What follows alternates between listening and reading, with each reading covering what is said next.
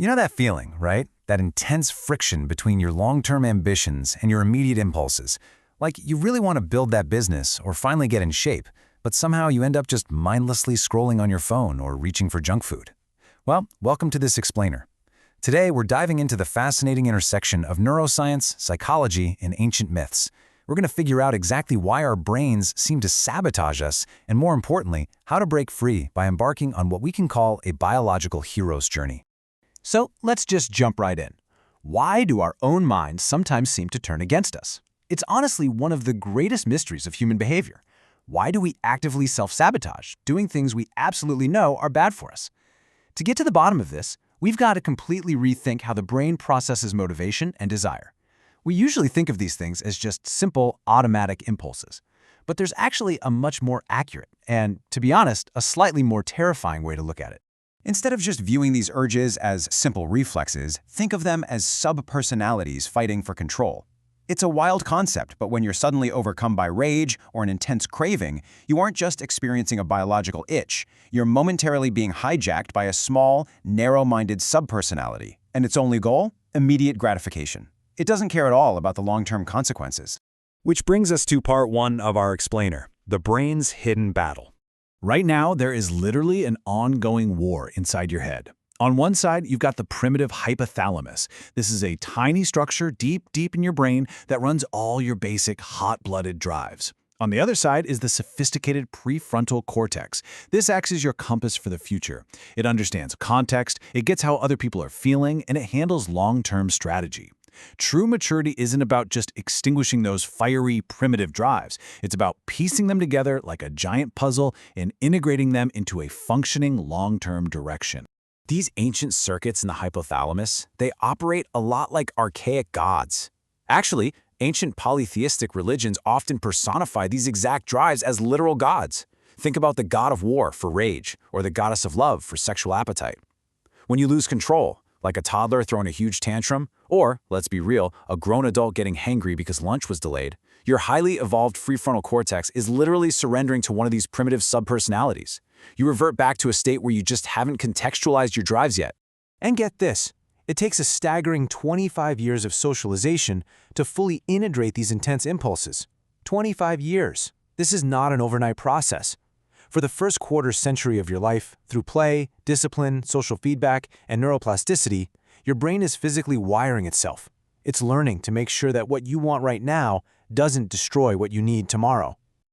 Now let's move on to part two, the cheap dopamine trap. This brings us to a really crucial concept, the superstimulus. To give you an example from nature, a male stickleback fish will aggressively attack anything with a red underbelly to defend its territory. But scientists found something crazy. The fish will attack a fake, oversized red piece of wood even harder than a real rival. The exaggeration totally hijacks their biology. And guess what? We are surrounded by the human equivalent. Highly processed foods, combined sugars and fats in ways nature literally never intended. Endless internet scrolling and pornography present infinite novelty. These things act as artificial superstimuli, completely short-circuiting our natural programming. So what actually happens to your brain when you consume these super palatable foods or just scroll endlessly? Well, because it requires absolutely zero sacrifice or effort, your brain releases massive amounts of dopamine. Now, dopamine is the molecule of motivation and reward, but since you didn't have to work for it, you disconnect the reward from the effort. You're basically training your brain to seek the absolute quickest, easiest path to pleasure, which starves your prefrontal cortex of its ability to plan and execute long-term goals. And here's the real kicker. When you fall into this effortless gratification, your sense of time completely shrinks. Humans are uniquely built for what we call action at a distance. We plant crops for next year. We raise kids for the next generation. But a superstimulus collapses that timeline. You lose the past, you abandon the future, and you become trapped in this isolated, tiny bubble of the immediate present. Let's look at how to fix this in part three, the power of aiming up. To escape this dopamine trap, we literally have to give our reward system something better to do. There's a really fascinating connection here. The ancient definition of the word sin is literally an archery term for missing the mark. It perfectly aligns with modern neuroscience. The Greek word hamartia and its ancient Hebrew equivalent both refer to failing to hit the center of a target.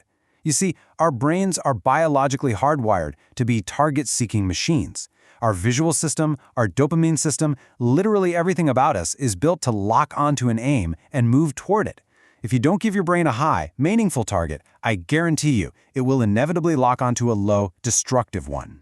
So here is how you actually rewire that system, step by step. First, you set a high, distant goal. Then, when you take a single successful step toward it, you reduce what we call entropy, basically the uncertainty and chaos in your life. Your brain recognizes there's less chaos now, and boom, it rewards you with dopamine. And the absolute most brilliant part of this, that dopamine literally narrows your focus, making all those cheap, distracting superstimuli just fade right into the background. When you establish what's called a meta goal, you get a massive biological reward. Let's say you're having an argument with your spouse. The hedonistic short-term impulse is just to win the fight right now to satisfy your ego, but that only creates chaos, right? The mature meta goal is to strengthen the marriage for the long haul. When you aim for that higher order, even making a difficult compromise feels incredibly rewarding because your brain recognizes you are building lasting order. That brings us to our final section, Part 4, Adventure equals Responsibility. I want you to ask yourself, what is the highest form of human adventure? What actually fulfills our deep biological need for that action at a distance we talked about? I mean, we all crave adventure. It's exactly why we watch action movies or read fantasy novels. Our nervous systems absolutely demand to be pushed to the edge, to encounter the unknown and conquer it. But in the real, everyday world, how do we actually access that feeling? The truth might surprise you. Responsibility is not some boring duty. It is actually the ultimate adventure.